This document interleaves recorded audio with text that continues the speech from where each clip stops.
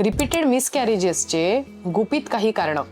आज आपण महत्त्वाच्या अशा टॉपिकबद्दल बोलणार आहोत, ज्यामध्ये तुम्हाला मी सांगणार आहे की प्रेग्नन्सी कन्सीव्ह होते पण वारंवार गर्भपात होत असेल तर काय करायचंय, त्याची काय कारणं असू शकतात. कारण ह्या सगळ्या सिच्युएशनमध्ये त्या स्त्रीसाठी ही खूप मोठी इमोशनल सेटबॅक असते. प्रत्येक स्त्री हे इमोशनली सेटबॅक सेम वे मध्ये डील करत नाही.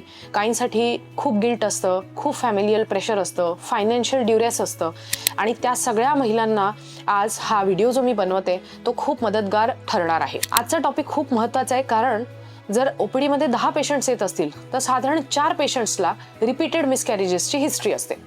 तर एवढा जास्त प्रेव्हलन्स 30 ते 40% हा रिपीटेड मिसकॅरेजेसचा आहे. तर आज जाणून घेऊया की काय कारणं असतात, त्यांना टाळलं जाऊ शकतं का, त्याचं काय पुढे करायचंय, म्हणजे इव्हॅल्युएट कसं करायचंय, कशी ट्रीटमेंट करायची, हे सगळं आज जाणून घेऊया. So hello everyone, I am doctor Apurva Deshpande, IVF expert आणि गायनेकॉलॉजिस्ट फ्रॉम बारामती. तर रिपीटेड मिसकॅरेजेस किंवा रेकरंट मिसकॅरेजेस म्हणजे काय, त्याचं काय डेफिनेशन असतं. तर साधारणपणे 2 किंवा अधिक वेळेला जर गर्भपात होत असेल कुठल्याही ट्रायमेस्टरमध्ये, म्हणजे फर्स्ट किंवा सेकंड किंवा थर्ड, याला रेकरंट अबॉर्शन, रेकरंट मिसकॅरेजेस किंवा रेकरंट प्रेग्नन्सी लॉसेस असं म्हटलं जातं. तर अशा केसेसमध्ये नॉर्मल प्रेग्नन्सी कधीच राहू शकत नाही का, त्यासाठी आपण कोणत्या चाचण्या करू शकतो. बऱ्याच वेळेला ना कारण लगेच समजतं, पण काही वेळेला पूर्ण थरो इव्हॅल्युएशन, काही जेनेटिक टेस्ट्स, काही हॉर्मोनल इश्यूज हे जाणल्यावरतीच आपल्याला त्याचं कारण समजू शकतं. तर चला जाणून घेऊया की काय कारणं असू शकतात रेकरंट मिसकॅरेजेसची. तर आज बघूया 2 कारणं. पहिली एक आहे हॉर्मोनल इश्यू, म्हणजे हॉर्मोनल इम्बॅलन्स, ज्यामध्ये आपण थायरॉइड आणि थायरॉइडची समस्या, म्हणजे थायरॉइड वरखाली झाले, diabetes, PCOD, polyendocrine metabolic ovarian syndrome, तर ह्यामध्ये खूप सारे सिस्टम्स एकत्र इन्व्हॉल्ड असतात. अजून कारण म्हणजे प्रोजेस्ट्रॉन हॉर्मोनची कमतरता. आता बघूया की जेनेटिक कॉजेस काय असू शकतात. आता जेव्हा पण कुठलंही गर्भपात पहिल्या ट्रायमेस्टरमध्ये होतं त्याला 76% क्रोमोझोमल अनॉमली रिस्पॉन्सिबल असू शकते, आणि ती अनुवंशिक असेल असं नाही. ती रॅन्डम असू शकते आणि त्या बाळाचं तिथेच ग्रोथ थांबते आणि ते अबॉर्ट होऊन जातं. आता काही वेळेला आपल्याला चटकन कारण कळतं, पण काही वेळेला आपल्याला जेनेटिक टेस्टिंगसाठी बाळाचे काही तुकडे किंवा बाळाचे पार्ट्स, ज्याला आपण रिटेन प्रोडक्ट्स ऑफ कन्सेप्शन किंवा बेबीचे काही अवयव किंवा अवशेष आपल्याला क्रोमोझोमल मायक्रो ॲरेसाठी पाठवावे लागू शकतात, ज्यामध्ये आपण त्याचं जेनेटिक टेस्टिंग करतो आणि आपल्याला कळतं की ह्यामध्ये काही जेनेटिक प्रॉब्लेम होता का. बऱ्याच वेळेला डाऊन सिंड्रोमचे बेबीज असतात, म्हणजे ट्रायसोमी 21, पटाव सिंड्रोम, एडवर्ड सिंड्रोम, ह्यामध्ये ट्रायसोमी 18, 13, ह्या सगळ्या केसेसमध्ये बाळांनी तिथेच थांबणं खूपच उत्तम असतं, कारण ते बाळ वाढल्यानंतर त्याच्या भरपूर प्रॉब्लेम्सला आपल्याला सामना करावा लागू शकतो. आता क्रोमोझोमल प्रॉब्लेम्स सकट प्रेग्नन्सी कशी राहते, तर ती कन्सीव्ह होते पण मग ती पुढे वाढत नाही, आणि कन्सीव्ह झालं की आपण खूप आनंदात आणि जल्लोषात असतो, पण ती पुढे नाही वाढली की आपण खूप अमर्याद दुःखामध्ये जातो. त्यामुळे आम्ही खूपदा सांगतो की एक 12 वीक्स म्हणजे NT स्कॅन आणि डबल मार्करपर्यंत जास्त कुणालाही, म्हणजे 3 महिन्यांपर्यंत तुमची प्रेग्नन्सी रिव्हील करू नका. तुमच्या काही महत्त्वाच्या चाचण्या होऊ द्या, ब्लड रिपोर्ट्स होऊ द्या, मगच तुम्ही पुढे तुमच्या घरच्यांना इन्व्हॉल्व्ह करा. आता तिसरं आणि चौथं कारण म्हणजे युटराईन स्ट्रक्चरल डिफॉर्मिटीज आणि अजून जेनेटिक सकट. आता एक ब्लड क्लॉटिंग डिसऑर्डर्स आणि इम्युनॉलॉजिकल रिझन्स, म्हणजे बॉडीची प्रतिकार क्षमता गरजेपेक्षा जास्त बाळाला अटॅक करते का, किंवा बाळाकडून बनणारे जे अँटीबॉडीज आहेत ते आईला अटॅक करतात का, त्या केसेसमध्ये सुद्धा गर्भपात शक्य.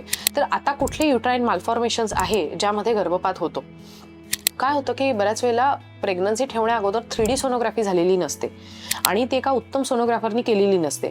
त्यामुळे जर प्रेग्नन्सी ठेवण्यासाठी जे नको आहे आणि ते असलं, जसं की फायब्रॉइड, पॉलिप, त्याच्यामध्ये पडदा म्हणजे सेप्टम असं म्हणतात त्याला, किंवा युट्रसच्या शेप आणि साईजमधल्या ज्या कमतरता असतात, म्हणजे शेप आणि साईज खूपच छोटं आहे किंवा त्याला जेवढं बाळ रुजवायला त्याची साईज असली पाहिजे ते जर चेकच झालं नसेल, तर नॅचरल किंवा IVF किंवा IUI त्याच्यानंतर त्याचा गर्भपात होण्याचे चान्सेस जास्त असतात. सो प्रायमरी जेव्हा तुम्ही इन्फर्टिलिटी स्पेशलिस्टकडे जाता तेव्हा त्यांनी तुमची 3D सोनोग्राफी केलेलीच पाहिजे.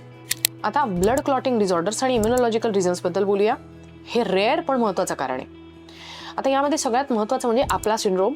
आपल्या सिंड्रोममुळे अनेक स्त्रियांच्या फर्स्ट ट्रायमेस्टर गर्भपात होत असतात आणि ते अनडिटेक्टेड जातात. मग त्यामध्ये बऱ्याचशा वेळेला फक्त ॲस्पिरिन आणि रक्त पातळ होण्याचं इंजेक्शन हे चालू केल्याने सुद्धा पुढची गर्भधारणा व्यवस्थित होते.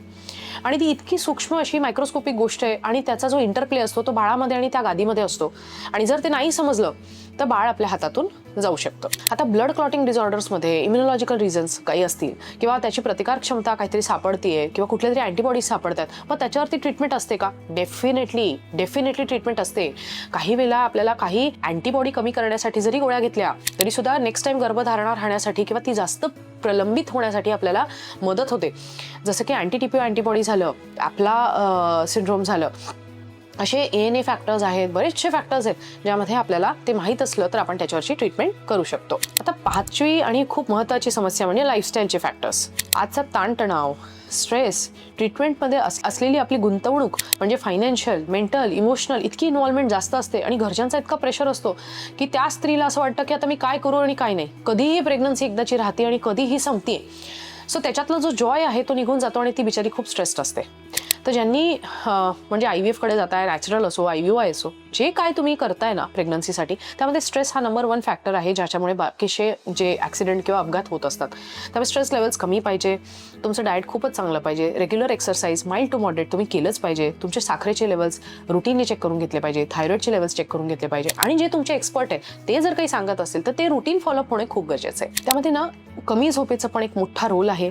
मोबाईल फोनचा वापर, बाहेरचं जंक फूड आणि स्मोकिंग आणि अल्कोहोलचं एक्सपोजर. मग ते पॅसिव्ह स्मोकिंग असेल, कुठल्याही प्रकारचं अल्कोहोल कन्झम्पशन प्रेग्नन्सीमध्ये केलं नाही गेलं पाहिजे.